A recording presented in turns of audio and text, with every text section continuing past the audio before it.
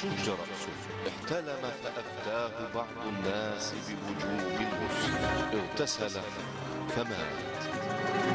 فقال صلى الله عليه وسلم: قتلوه قتلهم الله، هلا سألوا إذا لم يعلموا. الحمد لله وصلى الله وسلم على رسول الله عليه الصلاة والسلام. مشاهدينا الكرام، السلام عليكم ورحمة الله وبركاته. أهلا ومرحبا بكم معنا لهذا اللقاء والفضاء من برنامجكم هلا سألوا، وباسمكم جميعا نسعد باستضافة صاحب الفضيلة الدكتور سعيد بويزري مجيبا عن أسئلة إخواننا وأخواتنا. شيخنا سعيد، أهلا وسهلا ومرحبا بكم. الله يسلمك أخي محمد صالح. ويمكنكم التواصل مع فضيلة الشيخ على الأرقام الهاتفية التي ستظهر أدنى شاشة بعد قليل: 021 39 42 42 أو 021 39 43 43. كانت هناك مكالمة من فرنسا قبل بداية الحصة، أصر صاحبها إصرارا على التواصل معنا في هذا اللقاء، ولكن للأسف انقطعت هذه المكالمة. لا بأس، أخونا يعاود إن شاء الله وفي تلقي مكالمته هو وغيره من إخواننا الذين هم دائما حريصون على المتابعة، على المشاهدة، وكذلك على التواصل والتفاعل. إذن موضوع اللقاء: شر الوقيعة. لا يخفاكم مشاهدينا الكرام أننا جميعا ندرك خطورة الغيبة وشناعتها، وهذه الكبيرة من الكبائر تحصل بأدنى شيء يذكر عن المسلم وهو يكرهه، سواء كان خيرا أو شرا، ما دام يكره ذكر هذا الأمر. وتحصل بأي شيء كان في خلقه أو في خلقه وخلقه أو نحو ذلك. وقد بيّنت شريعة الإسلام الحكمة في تحريم الغيبة حفاظا على أعراض المسلمين وتأكيدا لحرمتهم، وفي ذلك صيانة للمجتمع عن معاول الهدم المعنوية التي تخرب بنيان المجتمع من الداخل. دكتور سعيد، الناس الآن أصبحوا يدركون الغيبة ويعرفونها، ولكن للأسف هم دائما يقعون فيها. الأسباب والدوافع لهذا المرض الخطير، وكيف لنا أن نتجنبه وأن نحترزه؟ نعم. بسم الله والحمد لله والصلاة والسلام على رسول الله. معاشر المشاهدين الكرام، السلام عليكم ورحمة الله وبركاته. لابد أن نبين ابتداء يا أخي محمد صالح أن الإسلام قد اكتمل عقيدة وعبادة وشريعة وأخلاقا. نعم. لماذا أقول هذا الكلام؟ بداية من قوله تعالى في سورة المائدة: اليوم يئس الذين كفروا من دينكم فلا تخشوهم واخشون اليوم أكملت لكم دينكم. فما اكتمل الدين إلا بعدما استكمل الأحكام في جميع المجالات التي ذكرناها الآن. في المجال الأول المجال العقدي، المجال الإيماني قد اكتمل. المجال الثاني هو مجال العبادات. ربي قال في سورة الأنبياء مثلا في الآية 25: وما أرسلنا من قبلك من رسول إلا نوحي إليه أنه لا إله إلا أنا فاعبدون. إذن فالغرض والمقصد الأساس من خلق الإنسان هو عبادة الله عز وجل. وما ورد في سورة الأنبياء في الآية 25 ورد أيضا في سورة الذاريات في مثل قوله تعالى في الآية 56: وما خلقت الجن والإنس إلا ليعبدون. وما ورد أيضا في سورة أخرى، في سورة الأنبياء مثل سورة المؤمنون: وأن هذه أمتكم أمة واحدة وأن ربكم فاتقون، وأن هذه أمتكم أمة واحدة وأن ربكم فاعبدون، إلى آخره. إذن الجانب التعبدي قد اكتمل. الجانب الثالث هو الجانب التشريعي، ما يتعلق بالحلال والحرام، كما في سورة الجاثية في الآية 18: ثم جعلناك على شريعة من الأمر فاتبعها ولا تتبع أهواء الذين لا يعلمون. إذن هناك معالم وأحكام تشريعية تضبط حركة الإنسان المسلم. ثم نأتي المجال التربوي، المجال الأخلاقي المهم. لماذا هذه المقدمة؟ نعم. لكي يقول يا أخي محمد صالح: الإنسان قد يكون مؤمنا موحدا لله، وقد يكون عابدا ملتزما بعباداته حريصا عليها. نعم، ولكن الجانب التربوي والجانب الأخلاقي. أعود إلى موضوع شر الواقعة، عنوان حلقة اليوم أو الموضوع الافتتاحي، موضوع الغيبة. فاكهة المجالس هكذا تسمى، يعني حينما يجلس اثنان أو أكثر يستلذون، أو طبعا هذا ليس حكما عاما. يتفكهان يتفكهان بلحوم الآخرين. بارك الله فيك. نعم. يتفكهان بالحديث شرا عن الغائبين والغائبات، وينتهكون حرماتهم وينهشون في أعراضهم وينتقدونهم في غيبتهم ويتفكهون بهذه الأمور للأسف الشديد، وهذا أمر محزن للغاية. فصار الأمر مألوفا عند كثير من الناس، فكأن المجالس لا تحلو إلا بالحديث شرا عن الغير. هذه ظاهرة مرضية في المجتمع يقينا. ما هي أسبابها؟ أسباب كثيرة. من هذه الأسباب وعلى رأسها عدم الالتزام بأحكام الشريعة المجرمة لهذا الفعل الشنيع. ربنا يقول في القرآن: ولا يغتب بعضكم بعضا. إذن فنصوص القرآن ونصوص السنة تؤكد جميعا على حرمة الغيبة، فهي كبيرة من الكبائر. فضعف الوازع الإيماني هذا سبب رئيس، وضعف الالتزام بحكم الشريعة المجرمة لهذا الفعل الشنيع هذا سبب آخر يضاف إلى الأول، وضعف الوازع التربوي الأخلاقي هذا سبب ثالث يضاف إلى السببين الأوليين. والسبب الرابع هو الحسد. الإنسان الحاسد يستلذ أكل يعني لانتهاك حرمات الناس. أتدري يا أخي محمد صلاح بأن الله قال في القرآن: ومن شر حاسد إذا حسد. نعم. والحساد أشكال. هناك حاسد يتمنى زوال النعمة عن المحسود. شخص عنده نعمة، أي نعمة، شرى سيارة، شرى مسكن، ربح في التجارة. الآن ارتقى الأمر يا شيخ. نعم، ارتقى الأمر الآن. إيه؟ لا يتمنى زوال النعمة، يتمنى زوال من أنعم عليه. تماما. حبيت نقول يعني راني واصل ليها يعني. نعم. إذن سبقتك إذا. بارك الله فيك، أنت دائما سبقت. بارك الله فيك. الله يحفظك. فبالتالي إذن هناك صنف يتمنى زوال النعمة التي أنعم إياها المحسود عليه. نعم. المحسود. وهناك من يتمنى زوال النعمة من المحسود وعودة هذه النعمة إلى الحاسد، تعود إليه. هذا مستوى آخر.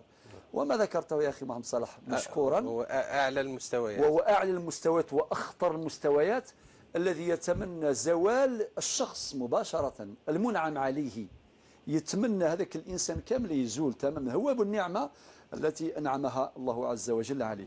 لذلك مما أثير عن معاوية بن أبي سفيان رضي الله عنه، يقول: فريد كل مشاكلي مع كل الناس ما عدا صنف واحد. قيل له: من هو هذا الصنف؟ قال: الحاسد. قيل له: لماذا ما قدرتش تفري مشاكلك معه؟ قال: لأنه يريد زوال نعمتي، هذه النعمة التي أعطاها الله عز وجل للإنسان. لذلك موضوع يعني الحسد هو سبب رابع. والسبب الخامس وهو خطير جدا أيضا هو رفقة السوء. ما معنى رفقة السوء؟ بعض رفاق السوء هم الذين يبدأون كما يقول يفتحوا المجلس فيبدأون في الحديث عن الناس، لا يتحدثون فيما ينفعهم، في فهم آية محكمة أو في فهم سنة هادية أو في قراءة سيرة للمصطفى صلى الله عليه وسلم أو للسلف الصالح أو للصالحين والعارفين والعارفات ونحو ذلك، ولكن مباشر أو مسألة علمية تنفعهم في دنياهم. ولكن رفقة السوء هم الذين أو رفاق السوء هم الذين يقترحون تلك المواضيع. لذلك صدق النبي صلى الله عليه وسلم حينما يقول: المرء على دين خليله فلينظر أحدكم من يخالل. بالنسبة للظاهرة هذه، بالنسبة للآثار يعني أسبابها هذه أو بعض الأسباب. بالنسبة للآثار آثار سلبية خطيرة. من هذه الآثار دمار منظومة القيم في المجتمع الإسلامي، يعني تنهار القيم الحاكمة لحياة الناس الحافظة لأعراضهم يعني بسبب هذه الغيبة والشر الوقيعة. إذن هذه سلبية كبرى. السلبية الثانية هي انهيار جدار الثقة بين الناس. تنهار الثقة بين الناس، فكل إنسان يعني يولي يرتاب من الآخر، وتنهار الثقة بين الناس. السلبية الثالثة وقوع الفتن. كم من فتنة وقعت بسبب الغيبة التي تقع بين الناس. أعتقد أن هناك سلبية أخرى، إعطاء صورة مشوهة عن الإسلام وللأسف. طيب دكتور، الآن الإعلام دخل في الموضوع قبل العلاج، وأيضا له نصيب من موضوع الغيبة. صحيح. ولكن ظهر أيضا ما يسمى بالوسائط التي أصبحت أيضا ليس إعلاما للإلقاء فقط، فأصبح الملقي والمتلقي على حد سواء يتفاعلان ويتواصلان. في موضوع الغيبة مثلا أصبح الأمر بصورة أكبر وأخطر وأوسع، وانتشارها كثير وكثير جدا. عليك نور أخي نصر، بارك الله فيك، الله يفكرك بالشهادة، لأنه إذا كانت مجالس الناس سابقا ضيقة الآن اتسعت دائرتها بشكل خطير. من خلال شبكات التواصل الاجتماعي، من شبكة الانترنت، من خلال الفضائيات، وبعض البرامج التي تستهدف الإثارة فقط. تستهدف الإثارة والإيقاع بين الناس. وهي في حقيقتها واقعة. نعم. وتحدث تلك الواقعات أو تلك الفتن والمشكلات والأزمات بين الناس. دائرة الشر الآن اتسعت بشكل كبير، وللأسف تستغل التكنولوجيا ووسائط التواصل ووسائل الاتصال بين الناس لا في الاتجاه الإيجابي النافع البناء، ولكن في الاتجاه السلبي الضار المدمر. وأعتقد أن الإثم أكبر الآن يقينا.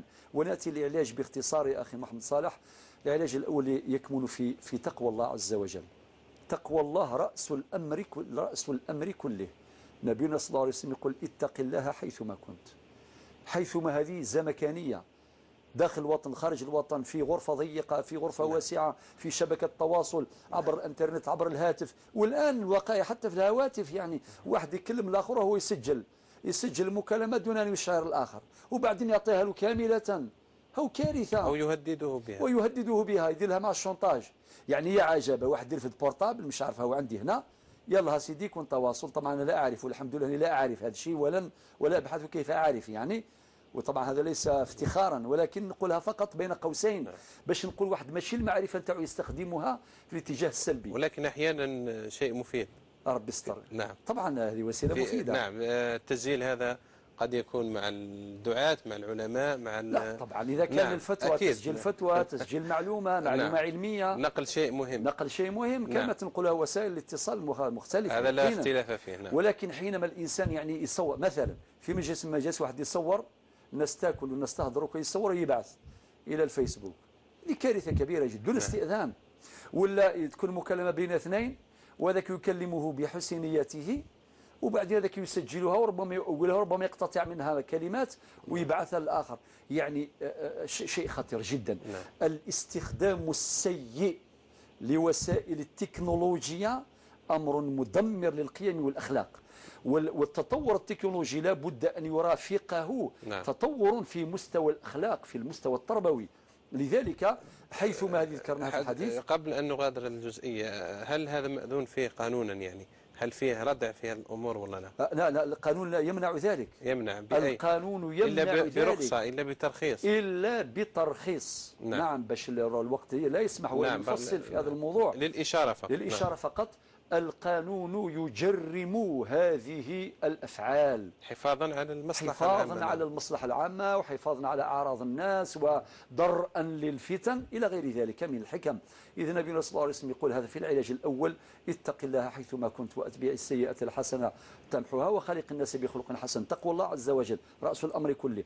الأمر الثاني الالتزام بضوابط الشريعة الإسلامية، ثم جعلناك على شريعة من الأمر، سورة الجاثية الآية 18.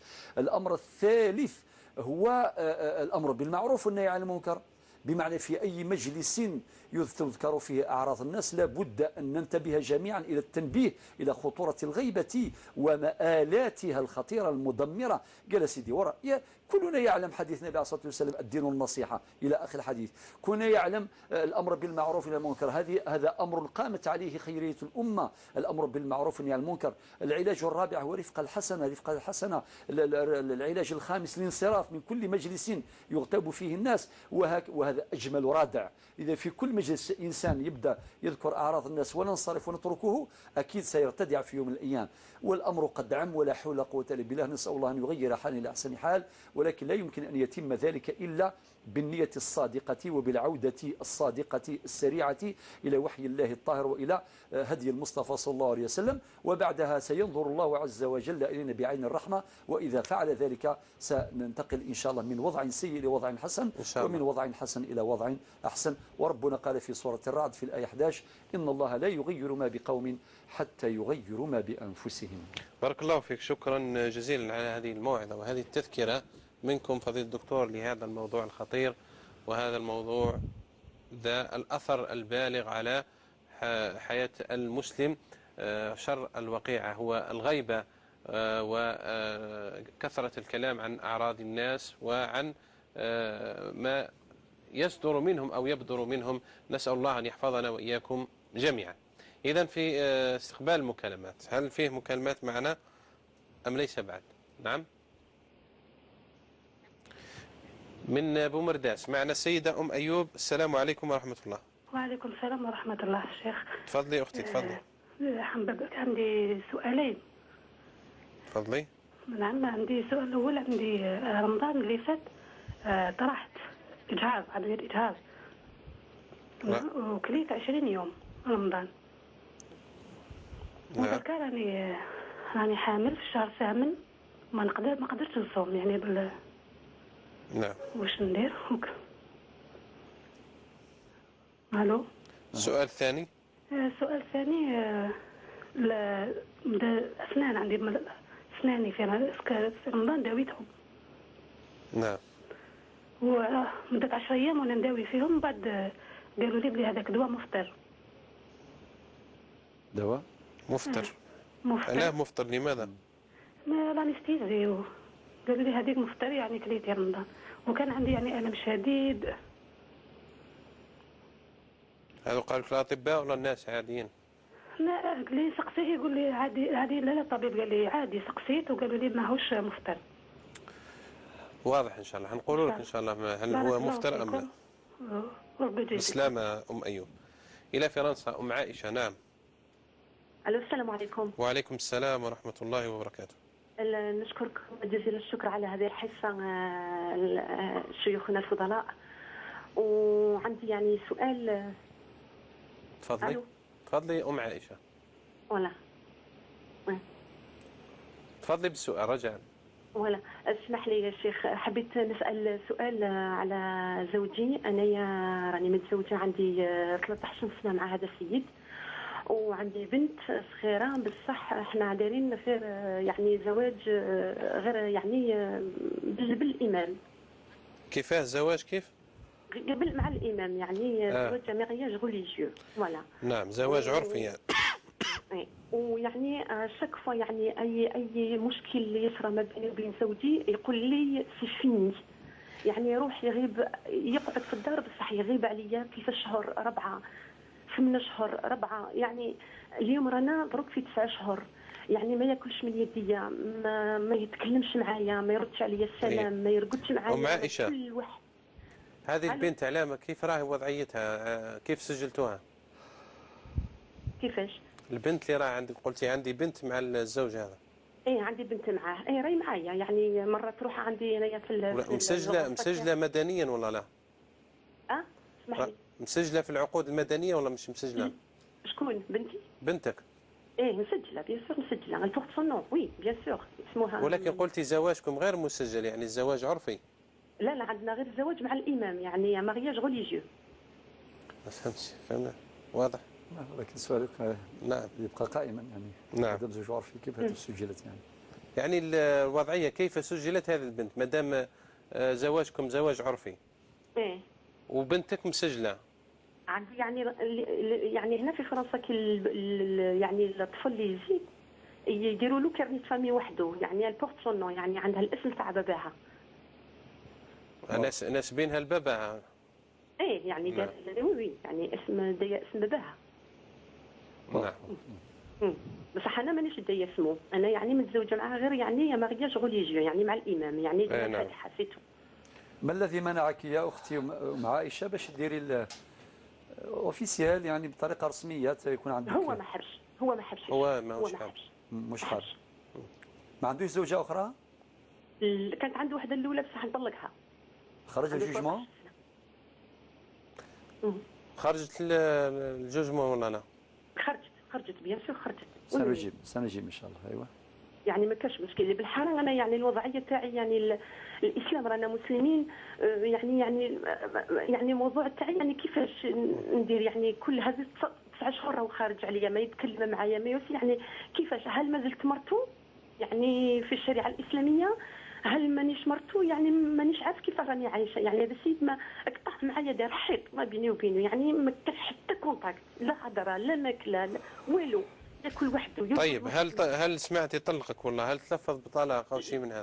لا قال لي غير وصل سيبار سي فيني كل مره يعاودها هذا 16 سنه وانا نسمع في نفس الكلام.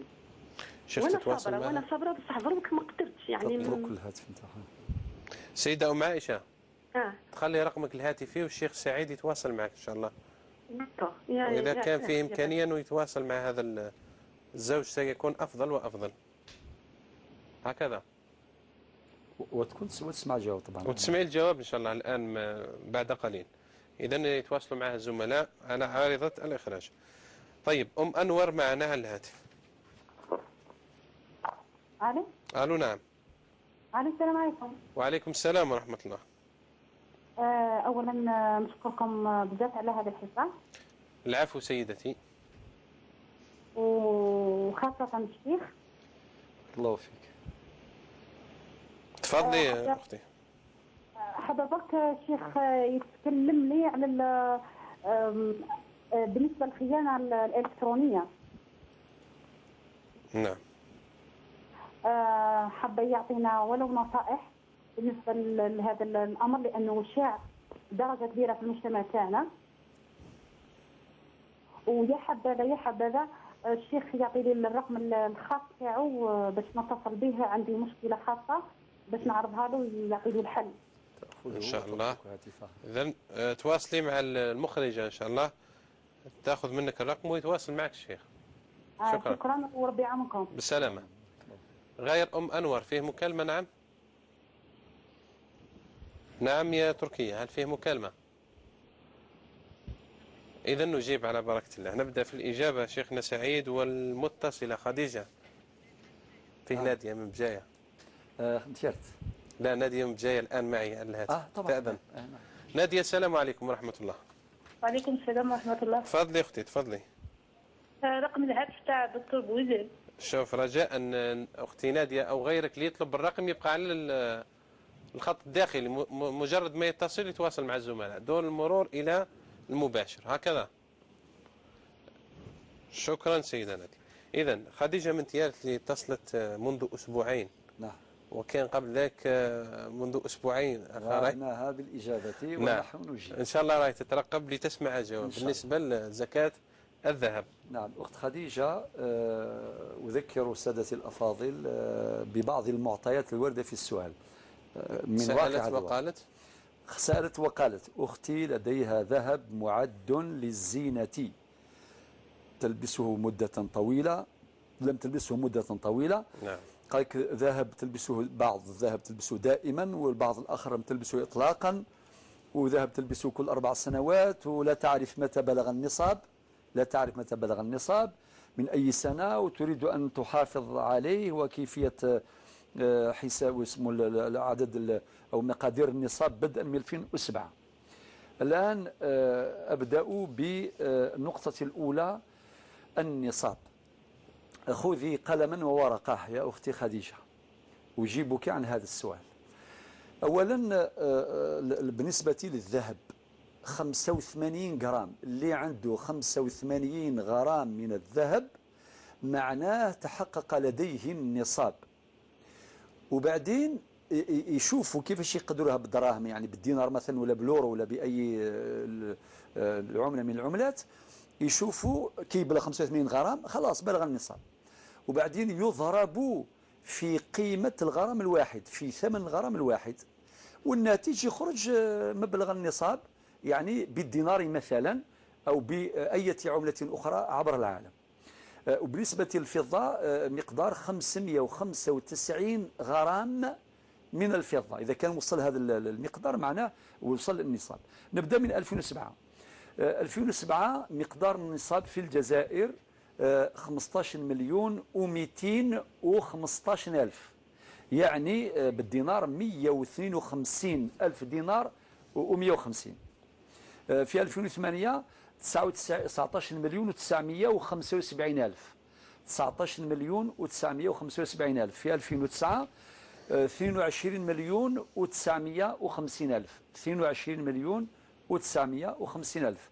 في 2010 33,575,000، 33,575,000.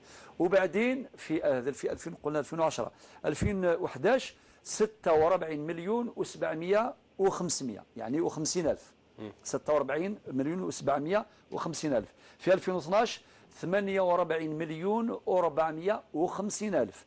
كي نوصل 2013 501.500 دينار جزائري. وكي نوصل 2014 39,525,000. والمقدار نفسه أيضا موجود في يعني مقرر في 2015. نعم، لأول مرة منذ 30 عام يبقى في نفس النصاب، في نفس النصاب، العام الماضي والعام هذا. العام هذا. نعم.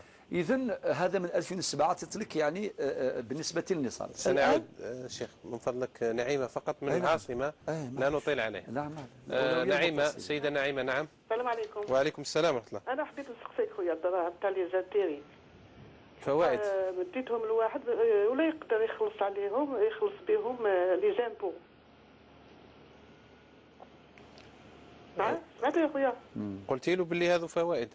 ايه قلت له مدهم، وعنده الاخر باش يخلص لي زامبو ما عندوش، قالوا شويه مخصوص شويه ماشي يعني بزاف، وقالوا له باللي تقدر تاع لي زامبو تاع لي زاتيري تقدر تخلص بهم لي زامبو، ولا كاينه منها ولا لا. واضح ان شاء الله واضح. واسمع خويا الله يشجيك، ودراهم تاع لورو. عندي وحده صاحبتي يبدلهم خوها على حساب البنكه، قالها حرام تبدليهم على حساب تاع برا، ولا كاينه منها. خوها اللي قالها؟ ايه خوها اللي قالها حرام تبدليهم على حساب البرا، ولا كاينه منها ولا لا، باسكو هو لو يبدلهم هو لو يديهم. يديهم بسعر البنكه؟ لا هاوليك. وقيل العكس، تأكد. لا هو يشري من عند يماه. اسمحي لي نعيمة. نعم. هو يشري من عند يماه بسعر البنكة. سعر البنكة. ويبيعهم ولا يخبيهم ولا كيف؟ لا يخبيهم. هو يشري على يماه وقال لي ما حرام تبيعي بسعر السوق.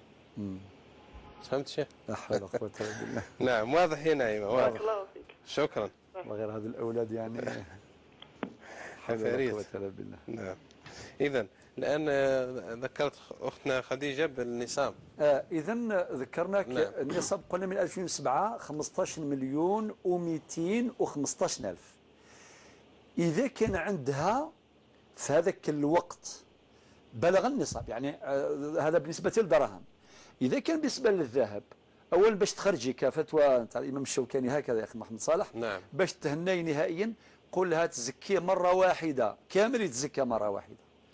اتفقنا باش هكذا ترتاح، وخاصة هي ذكرت أنا عندها شي وسواس وكذا. نعم. خاصة عنده وسواس باش يتهنى، معنى الفتوى باش تريحها تزكي هذا الذهب كاملا مرة واحدة. اتفقنا. الآن نروح إلى التفاصيل. طبعا أي واحد يتصل قاطعني يا أخي محمد صالح. لا الآن في الإجابة مباشرة. هكذا. نعم. خلاص صافي الآخرين يستناو. لا ينتظرون قليلا. محمد صالح هو اللي قرر ماشي أنا. يلا سيدي. حبيت نقول الآن بالنسبة للذهب، الذهب هنا صنفان. الذهب اللي أعدته للاستعمال، تستعمله تلبسه في الأعراس، في المناسبات، في الولائم، هذا ليس وعاء من أوعية الزكاة. الذهب اللي شراته ولا تستعمله، اشترته للادخار.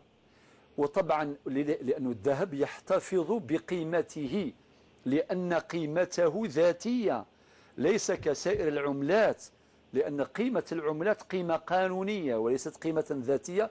وهذه مسألة أشرنا إليها في لقاء من لقاءاتنا السابقة. أقول اللي يشري الذهب، يعني أختك شرت ذهب ولا تستعمله، درته بنية الادخار، هذا وعاء من أوعية الزكاة. كل عام إذا كان مثلا عندها 100 جرام ذهب، هذا خلاته في جهة للادخار لا تستعمله، هذا في كل عام تشوف القيمة نتاع الذهب شحال يسوى، وبعدين إذا كان مثلا عندها 100 جرام ذهب وكل جرام يسوى 300,000، تضرب 100 جرام في 3000 دينار جزائري، المجموع مضروب في 2.5 على 100 تزكيه في كل عام، ويضاف هذا المبلغ إلى ما تملكه من أموال أخرى، لأن الذمة المالية واحدة، لأن الذمة المالية واحدة. هكذا. إذن باختصار باش ما نشوش عليكم، الذهب صنفان، بعدما تزكيه مرة واحدة كاملا باش تتهنى وترتاح يروح منها الوسواس نهائيا. الآن الذهب اللي تستخدمه ماشي كي نقول تستخدمه معناه يوميا، لا، ممكن ديروا اليوم، ممكن تبقى شهر، شهرين، 4 شهور، عام، وما ديروش. المهم هي درتوا بنية أنها تستعملوه، شرته لها، كما قال النبي صلى الله عليه وسلم إنما الأعمال بالنيات وإنما لكل امرئ ما نوى، هذا لا يخضع للزكاة. أما الذهب الآخر اللي شرته وخلاته للادخار، هذا يخضع للزكاة، فهو وعاء من أوعية الزكاة يزكى في كل عام، والله أعلم. بارك الله فيك، شكرا جزيلا.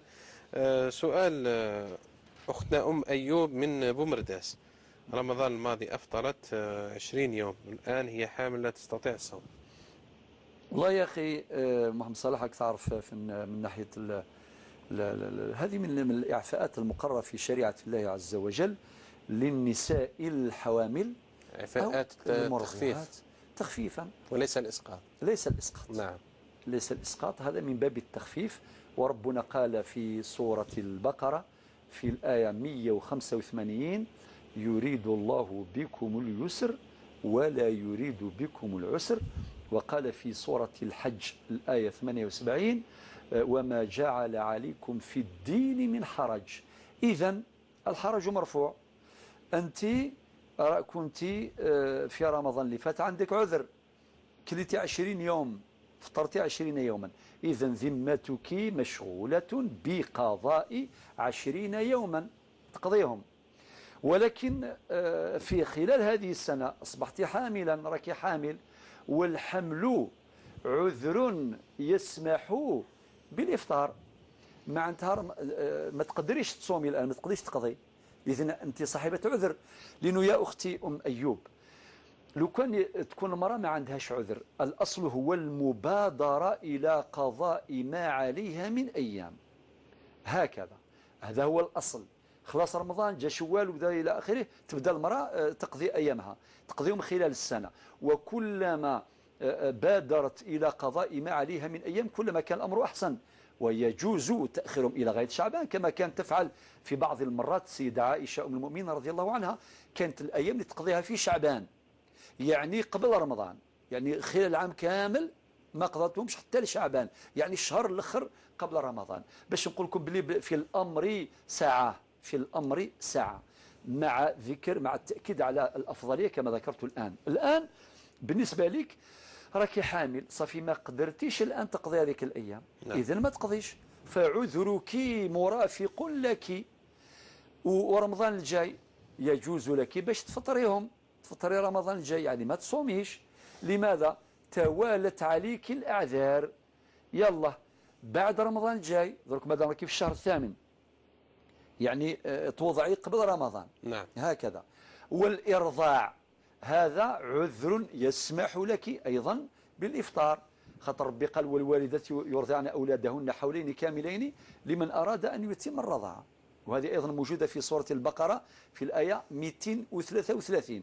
إذن خليهم حتى بعد رمضان الجاي إن شاء الله أسيدي خلال السنة، إذا كان حسيتي بالصحة نتاعك مليحة تقضي 20 يوم اللي فاتت نتاع رمضان اللي فات، وتقضي رمضان هذا الجاي إن شاء الله ربي بلغنا رمضان إن شاء الله تعالى، وتقضي هذيك الأيام خلال السنة قبل ما يجيك رمضان اللي جاي إن شاء الله تعالى. إن شاء الله. ولكن مع ذلك إذا كنت شعري بأن الأمر مثقل عليك مع الإرضاع وكذا أيضا فالحرج مرفوع، وممكن مادام القضاء تغرميهم تصومي نهار وتريحي 5 أيام 6 أيام، وهذا الأمر خفيف عليك يعني. المهم حاولي باش تقضي هذيك الأيام تاعك ما دام العذر قائما فالحرج مرفوع. يطمئني يا أم أيوب. نعم.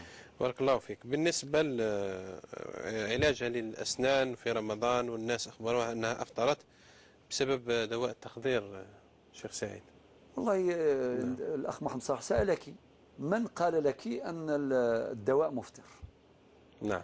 لأن سؤال الأخ محمد صلاح دقيق، لأنه باش يقول لك ربي قال فاسألوا أهل الذكر إن كنتم لا تعلمون، ماشي هكذا يقولوا الناس. فإذا كان نعم. والغالب أيضا دكتور سعيد أن الأطباء يحسنون المسائل الفقهية التي صحيح هي من مهامهم. صحيح. طبيب الأسنان عنده فتاوى نعم طبية خاصة بالأسنان. صحيح. نعم. يفقهون ذلك. إذا كان قال لك الطبيب أو المفتي قال لك بأن هذا مفتر نعم. مفتر، وإلا فلا. وإذا كان غلب على ظنك أن الأمر مفتر يعني تبرئة للذمة وباش ترتاحي فتقضي هذيك الأيام اللي داويتي فيها والسلام. هذا واش نقدر نقول لك. نعم. كحكم هل التخدير يفطر؟ لا لا، كحكم التخدير لا يفطر. نعم. كحكم شرعي يا أختي التخدير لا يفطر. نعم. سمعت الجواب الآن. إذا كان لأمر ما طبيب أدرى منا في هذا الموضوع، وكما قال خويا محمد صالح هم الأطباء يعني يعرفون من الفتاوى ما خاصة ما يتصل بتخصصهم بمهامهم. نعم. بمهامهم. فإذا كان قال لك يفطر خليها يفطر وقضي هذيك الأيام باش ترتاحي والسلام. نعم. بارك الله فيك. بالنسبة لأم عائشة من فرنسا، هذه المشكلة هي مشكلة بقدر تحتاج إلى التوجيه أكثر منها إلى الإفتاء. نعم. صحيح تحتاج إلى توجيه. عائشة في الحقيقة أول سؤال يطرح في الحقيقة على الزوج ماشي عليك، لماذا لا يسجل عقد الزواج؟ أنا أعلم بفرنسا كاين هذه القوانين في فرنسا، لأنه هذه التيسيرات القانونية ليس الغرض منها التيسير في حد ذاته، ولكن الغرض منها للأسف التيسير للممنوعات يعني، وأعلم ذلك علم اليقين. يعني شغل يحتفظوا بالافيلياسيون هذيك نتاع الطفله لباباها وكذا والسلام. ولكن عقد الزواج هذا وراه. درك كنت قلتي بأنه طلق زوجته وصدر حكم بذلك. خطأ. لو كان مازال عقد الزواج قائم مع زوجته الأولى يعني قد نفهم وضعه موقفه، لأن القانون الفرنسي الكود سيفيل الفرنسي يمنع لا بوليغامي، يمنع تعدد الزوجات. لذلك الزوجة الأولى مسجلة عندها عقد زواج معه، والزوجة الثانية اللي هي انتيا دار معك عقد عرفي شرعي مع الإمام، يعني بحضور الإمام، عقد شرعي بحضور الإمام. ولكن انت قلتي أنه صدر حكم قضائي بالطلاق مع زوجته الأولى، إذن فصارت مطلقة. إذن أنا ما عنده حتى مانع لا شرعي ولا قانوني لتوثيق عقد الزواج هذا بينك وبينه. إذن هذه مسألة ننتبه جيدا. الأمر الثاني يعتبر هذا العقد عقد زواج مغفل، بمعنى هو عقد زواج شرعي، يعني توفرت أركانه يتبع عقد زواج شرعي مرتب لآثاره الشرعية. الذي ينقصه هو التوثيق أو التسجيل، واعتبره القانون عقد زواج مغفل. لماذا؟ بالنسبة للقانون تاعنا قانون 84/11 في المادة 22 نروح المادة 22 التي تحيلنا إلى رفع دعوى قضائية لاستصدار حكم قضائي آمر بتسجيل عقد الزواج المغفل بأثر رجعي يعود إلى التاريخ الحقيقي للزواج. هذا على حساب لا لوا 94/11 الارتيكل 22 بالنسبة للقانون الجزائري. طيب ما ندخلش في تفاصيل القانونية، نروح لك مباشرة للسؤال تاعك. قلت هذا الرجل يغيب 3 شهور وكذا وشهرين، درك الآن غاب 9 شهور، لا يتكلم معك ولا ينفق ولا ولا ولا ولا، ولكن قلت هل أنا لا يزال زوجي؟ طبعا لا يزال زوجا لك، هو زوجك وأنت زوجة له. ولكن أرجو كاين مشاكل كبار هنا، إذا كان ربي قال في القرآن ولا تذروها كالمعلقة، هذا كلام ربي، وإن شاء الله زوجك يكون يتبع فينا باش يخاف ربي أولا، لأنه في النهاية اللي ما يخافش ربي يدير واش يحب. اللي يخاف ربي ممكن يغلط، ولكن يعود إلى جادة الحق والصواب إذا نبه إلى خطئه. علاش قلت قبل حديث النبي عليه الصلاة والسلام يقول اتق الله حيثما كنت، حيثما هذه زمكانية، خاف ربي في الجزائر، في فرنسا، في السعودية، في لندن، في أي خاف ربي في كل زمن وفي كل مكان. دروك زوجك هذا راه في فرنسا وما يخافش ربي، ولازم ثم يخاف ربي أكثر على بالك، خاطر ثم راكي في الغربة، معنى المرأة وحدها مع الطفلة وفي الغربة. هكا محمد صالح لو كان في البلاد هو كاين العائلة الكبيرة وكاين يعني يا شيخ هذا المشكل الآن نعم الآن أصبح منتشر كثير جدا. نعم. من كثرة ما نسمع على هذا المنبر. هذا حال أم عائشة ليست لوحدها فقط. نعم. حال الكثيرات ممن هن في وضعية أم عائشة. نعم. مرد هذا الأمر وأسبابه وبواعثه. هل قوة القوانين اللي هناك تخلي لأنه الإنسان يلجأ إلى مثل هذا الزواج؟ يعني لا يريد أن يسجل شيء، يريد أن يبقى يعني بعيدا عن صحيح أمور صالح. نعم. عوامل كثيرة. نعم. بارك الله فيك. بدأ أصبحت ظاهرة. نعم. هذه الحجرة اللي في الغربة وحدها. الألم المال. نعم. اللي يكون في الغربة أكثر مما يكون في البلاد. هي أسباب كثيرة. السبب الرئيسي رقم واحد هو الخوف ربي. اللي ما يخافش ربي يدير واش يحب للأسف الشديد. للأسف. السبب الثاني هو الفرار من الالتزامات. نعم. يعني نعم. ما يسجلش وما يوثقش باش قال ما كانش اللي يعاقبه، قال ماشي مزوج. نعم. ماشي مزوج، وهذه هذه كارثة كبيرة جدا. الفرار من الالتزامات. والأمر الثالث نعم. وهو مهم جدا، أين دور العائلة؟ أنا نقول سمحي لي يا أختي أم عائشة أنت ولا غيرك، يعني دور العائلتين، يعني عائلتك وعائلته. يا شيخ هناك لا توجد عائلات هناك. اي معليش يا اخوي محمد صالح. نعم. نقول لازم لابد النبي صلى الله عليه وسلم يقول كلكم راع وكلكم مسؤول عن رعيته. رأيت الآن بابنة عائشة يعني كتمثيل فقط. غدا تكبر وتتزوج والله لا يقدر ويقعها نفس الأمر. نعم. لن تجد عائلة. لن تجد عائلة هناك. صحيح. لأن أمها وقعت فيما وقعت فيه. نعم. لذلك نعم. نقول دور العائلة دائما هنا في عندنا وفي الأوطان العربية فيه العائلة وسلطانها يعني وكلامها يمشي. صحيح. ولكن هناك صعب جدا. سلطان العائلة كي يكون في الغربة صعيب. صعب جدا. ولكن نقول أيضا هناك حالات وين العائلات سافروا وتدخلوا ويضغطوا عليها، قال يضغطوا عليه وأعلم حكايات في هذا المجال.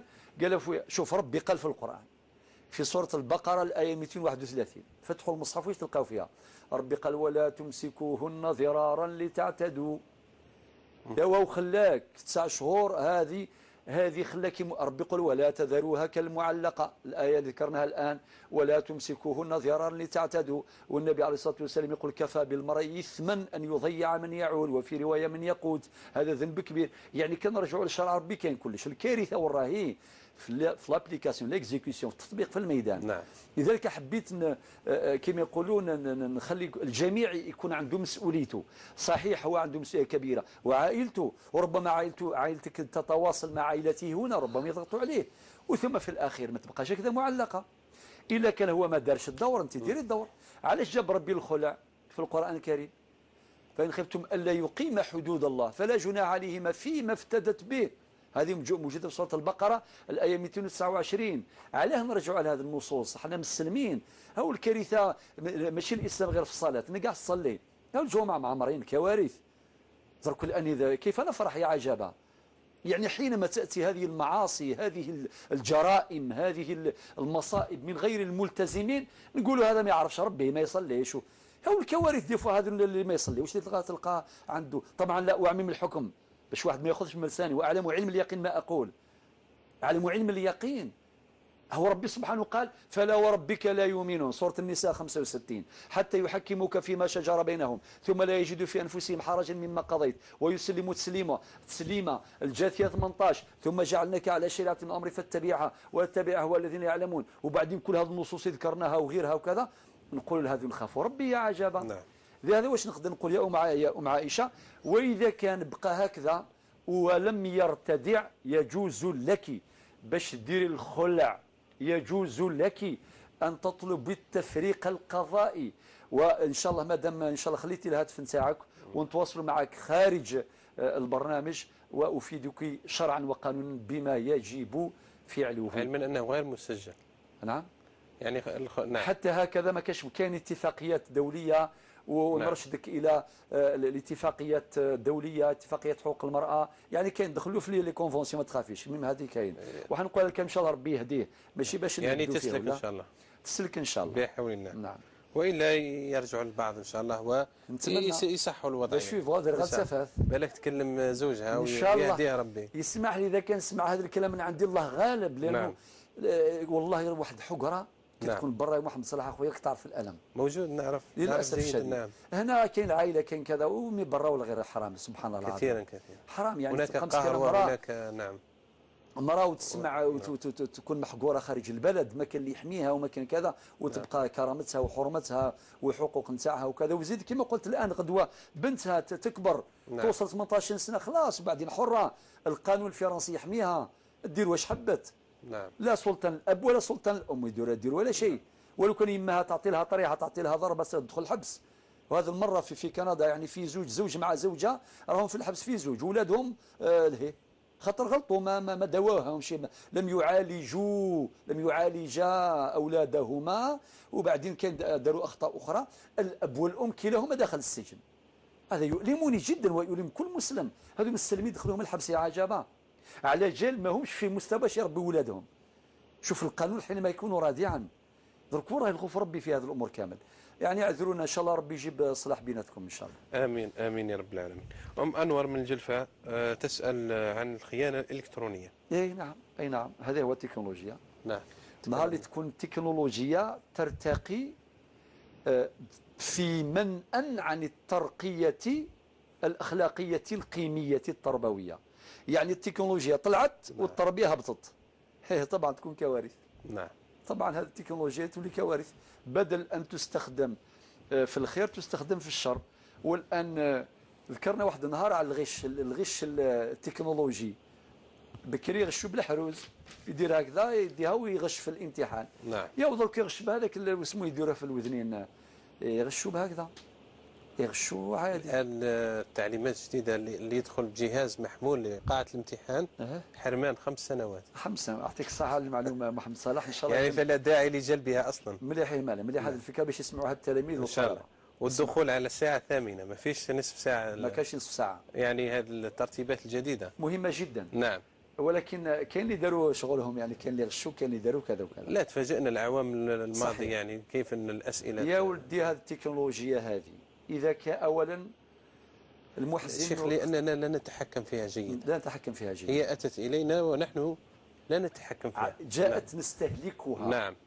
وبعدين مع غياب أو نقص أو ضعف المنسوب التربوي الأخلاقي ولا الاستخدام للتكنولوجيا كان سيئا، كان يعني صار يعني أدى إلى كثير من الفتن وكثير من المشكلات. منها هذه الخيانة الإلكترونية. طبعا نصيحة يا أختي أنور نقولوا لجميع الناس اتقوا الله رقم 1، خافوا ربي. هذا واش نقدر نقول، اللي ما يخافش ربي ويدير بكري يقول لك خاف اللي ما يخافش ربي. هذه نصيحة والسلام. أسأل الله عز وجل أن يوفق الجميع للتوبة إلى التوبة النصوح، ونسأل الله الهداية للجميع. نعم. هل فيه مكالمات سيدة تركيا؟ نعم. تستقبل المكالمة. نعم. لا بس معنا عيمة من العاصمة اللي سألت عن الفوائد. الفوائد اللي أعطتهم الشخص وسيدفع بهم مستحقات ضرائب. الأصل أن الفوائد البنكية لا ينتفع بها في واجب شرعي. بمعنى واحد كيجيب لي زانتيري بانكير فوائد البنكية لا يجوز لا ياكلها ولا يشري بها الحاجيات ولا اللباس ولا يدفع بها التريسيتي عن الكهرباء ولا الغاز ولا شيء، ولا يدفع بها الضرائب ولا شيء. إنما هذه الفوائد البنكية يتخلص منها بمنحها للفقراء والمساكين أو لأية مصلحة عامة في دشرة في مدينة ينتفع بها الناس آخرين، لا ينتفع بها لا هو ولا أصوله ولا فروعه ولا أهله، هكذا هو الأصل. ولكن استثناء إذا كان هذا اللي ما يقدرش يدفع الضرائب كما قلت أنت بلسانك يا أختي نعيمة، إذا كان هذا الإنسان ما يقدرش يدفع الضرائب المستحقة قانونا، يجوز باش يدعمه، أنت تدعميه بجزء من الفوائد الربوية هذه تعطيها له باش يمدها لمصلحة الضرائب، والله أعلم. بارك الله فيك. معنا من العاصمة أخت فاطمة. نعم، السلام عليكم. بركاته. مرحبا فاطمة. مرحبا. مرحبا بك وبالدكتور بويزري. الله يبارك فيك. تفضلي. أحبه في الله. حبك الله. الله يبارك فيك. الله يسلمك. أخي محمد، عندي سؤال. أنا مصابة بمرض الربو. نعم. الله ينعم عليك. وكنت نستعمل في الشهور رمضانات اللي ماضيه نستعمل لافونتولين. نعم. ودرك نسال ولا هي مفطره ولا ماشي مفطره، ولا كانت مفطره انا ما على باليش شحال من ايامات اللي استعملتها، ولا ما كنتش ما على باليش اذا مفطره ولا ماشي مفطره. واضح ان شاء الله. هاني نسال الله. ربي يشافيك ويعافيك. نعم. شفاك الله وعافاك ان شاء الله. امين يا رب العالمين. شفا كل المسلمين ان شاء الله، ويعطيكم الصحه وربي يجازيكم خير ان شاء الله. السلام عليكم. شكرا أختي فاطمة، شكرا جزيلا. طيب، سؤالها الثاني، التعامل بالأورو بيعا وشراء. الابن يشتري على يماه بسعر البنك ولكن يدخر هذا المال، قال حرام الشراء بسعر السوق. كي جاء السؤال تفكرت مرة واحد يعني في فرنسا، هو مسكين نية يخاف ربي بزاف، اللي يجيه لتما يقول له اعطيني دراهم يعني بالعمله الصعبه هذه بالعمله، ويشري سيارات وكذا، يدير يعني دي زافير كما يقولوا، ويقولوا له حرام لازم راس براس، يعني اعطيت لي مليون نعطي لك مليون، راس براس هكذا يقولوا بالدارجه، راس براس. وهو مسكين يخاف يدخل الحرام وكذا الى اخره. وبعدين هذاك النهار قدر ربي سبحانه وتعالى في واحد النشاط علمي هكذا، قلت له يا فلان اذا شريت له طوموبيل هنا وكي وصل الجزائر ترى يبيعها راس براس، نعم، شراها ب4 ملايين يبيعها ب4 ملايين. وطبعا كاين القدره الشرائيه للعمله، لازم نشوفوا سعر السوق. وطبعا هذا الابن للاسف الشديد معنا يقول لي يماه نشتري من عندك الاورو بسعر البنك ويدخر ذلك المال لنفسه، وبعدين غدوه لو كان يجيه واحد اخر، شخص اخر نفترض جدلا ياتي شخص يقول له بيع لي 100 اورو، هل ترى يبيعها له كيما شراها من عند يماه ولا يبيعها له كيما السعر نتاعها في السوق؟ الغالب انه يبيعها له كيما سعرها في السوق. اذا كان يبيعها له كيما شرا عند يماه الحرج مرفوع. ها ونقول لك باش يعني تطمئني يا اختي نعيمة. أما أنه يستغل والدته ويفرض عليها سعرا معينا بدعوى الحرمة، نقول له لقد أخطأت، لأن النبي صلى الله عليه وسلم يقول الذهب بالذهب والفضة بالفضة، حتى نهاية الحديث يقول فبيعوا كيف شئتم إذا كانت يدا بيد. عملة مع عملة، شوفوا سعر السوق، سعر السوق، ودائما العملة مرتبطة بقدرتها الشرائية، والوقت ولا يتسع للتفصيل اقتصاديا في هذه المسألة العلمية الدقيقة. إذن يشريها من عنده بسعر السوق، من عندها بسعر السوق. إذا كان شراها من عندي ما بسعر البنكة، ميم هو كيبيعها الناس يبيعها بسعر البنكة، هنا نقولوا له عنده كما يقولوا حسن النية، عنده مبدأ، عنده مبدأ، عليك نور، عنده مبدأ، يمشي على مبدأ، يمشي على مبدئه، ماشي عامل الكيل بمكيالين، يشري بالبنكة ويبيع يعني يشريها بسعر مثلا مليون ب 12 مليون، واذا كان بيع برا مليون يبيعوا ب 18 20 مليون. نقولوا لا هذا خطأ، يحترم مبدأك. نعم. نستقبل مكالمتين وباختصار رجاء. أم هيثم من سطيف. نعم. السلام عليكم. وعليكم السلام. باختصار. عايشت نحاول نستقطع ما هو الفرق بين الغيبة والنميمة. طيب، واضح ان شاء الله. نحاول نستقصي ثاني على القدر يسمى القدر مكتوب. نعم. يسمى القضاء والقدر. وهل العبد هو مسير أو مخير؟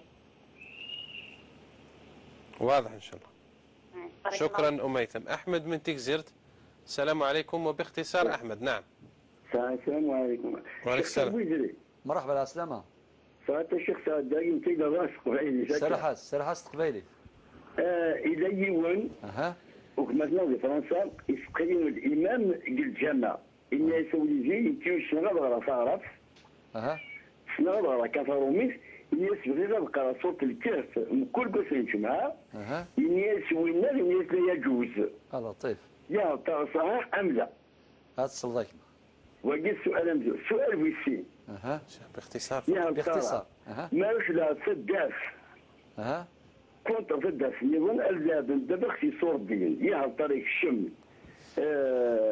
قلنا في سيس قلنا امشي فقار في مثل القمرنا خاطئ. مثل القمرنا خاطئ. فهمك كيما فهمك يا اخي احمد. يا طريق القمر انه حاجه. هذا الصديق ثاني ثيما. شكرا. صحيح. سلامة. صح. سلامة. دكتور، بالنسبة لفاطمة من العاصمة ومرض الربو والبخاخة، هل تفطر في نهار رمضان ولا؟ البخاخة يا فاطمة عند التحقيق لا تفطر. اطمئني. البخاخة عند التحقيق في المسألة واستحضار النصوص والأدلة لا تفطر.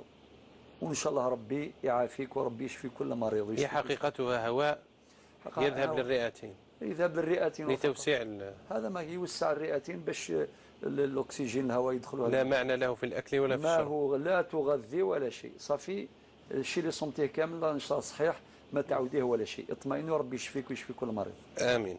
بالنسبة لأم هيثم. نعم. الغيبة والنميمة. انتبهت لي الموضوع الافتتاحي عليك نور. وسألت عن الفرق بين الغيبة والنميمة. نعم. باختصار أعطيك مثالين سريعين. نعم. الغيبة ذكر الشخص الغائب بما يكره في خلقه أو في خلقه. ضرب كان محمد صلاح المريحين نذكروا شخص باسمه بما يكره حينما يبلغه الخبر يكره ذلك، يعني هذا يضره. إذا درنا هذا الشيء فهو غيبة حرام ولا يغتب بعضكم بعضا. وإذا كان ذكرنا فيه، اسمح لي نديروا هذا التمثيل أنا وياك، معليش يا محمد صالح. تفضل. الله يزيد فضلك. إذا ذكرنا شيء على إنسان ما درهاش، هذا بهتان. هذا أكبر جرما، يعني ننسب إليه أمرا ما داروش، هذا بهتان، هذا أشد حرمة. والنميمة أنه حينما يقال احنا نكون في 4 ولا في 5. أعطيك صورة مختصرة للغيبة. تفضل ماذا بك فيدنا. مثلا كون أنا جالس مع شخص. أيوة. نذكر له الشيخ سعيد. أيوة. نقول له الله يغفر له برك الشيخ سعيد. الله يغفر له برك. وأسكت. أيوة. هذه صورة من صور الغيبة. عليك الله. شفت هذه يعني الصورة. نبهت الجالس إلى أنه يقع في شيء. بارك الله فيك. فدعوت له أنا بالمغفرة. وهذا فن. نعم. عليك نور. ما هو تدخل الجنة إن شاء الله. ربي يوصلك الجنة إن شاء الله. آمين آمين جميعا إن شاء الله. جميع السامعين والمشاهدين والمشاهدات. يطلبوا إعادة. قال لك نعودوها. يكون أنا جالس مع شخص. أيوة. فأذكر له فلان. أيوة. أقول له فلان فلاني الله يغفر له برك. نعم. وأسكت. نعم. فدعائي له بالمغفرة هو تنبيه لما يقع فيه من شيء. عليك نور. هذه صورة من صور الغيبة المحرمة شرعا. نقول الله يعافينا ولا نقول نعم. وقد تكون أخطر من الأخريات لأنه يخلي الأمر مجهول معلق يقول فلان ربي يغفر له، وبعد ذلك السامع يبدأ يتصور يتخيل. نعم. يقول صافي هذا دار العجب. نعم. والله العظيم غير هناك فن، والله غير الشيطان يكلخ للناس. أكيد. نعم. يدير لهم كما تقولوا بلغة الإعلام في دروت في دماغهم يديروا بها العجب. والنميمة نهار هذاك الإنسان جالس يسمع كلام على شخص يروح يديها له سخونة كما نقولوا. وبعض الآن نرجعوا للتكنولوجيا مرة أخرى، بعضهم يدير النميمة في الوقت على طول، يدير الانترفون هذاك ولا يسموه اسمع يا فلان، يقول لك نقلك على الهواء مباشرة، على الهواء مباشرة. لا إله إلا محمد رسول. والنبي عليه الصلاة والسلام يقول لا يدخل الجنة قتات، وفي رواية لا يدخل الجنة نمام. والقضاء والقدر. وسي أحمد من تكزيرت الأسبوع المقبل إن شاء الله. الأسبوع المقبل أم هيثم نجاوبوك على القضاء والقدر، ونجاوب أحمد من تكزيرت أكيد نجاوبك كما في سقسينيك الحديث دون مير. بارك الله فيك. شكرا جزيلا شيخنا سعيد. شكرا لكم مشاهدينا الكرام. والفريق العامل معي أيضا تحيات فيصل في لغة الإشارة، والسيدة تركيا على عارضة الإخراج، وزملائي المصورين والتقنيين كلهم باسمه. السلام عليكم ورحمة الله.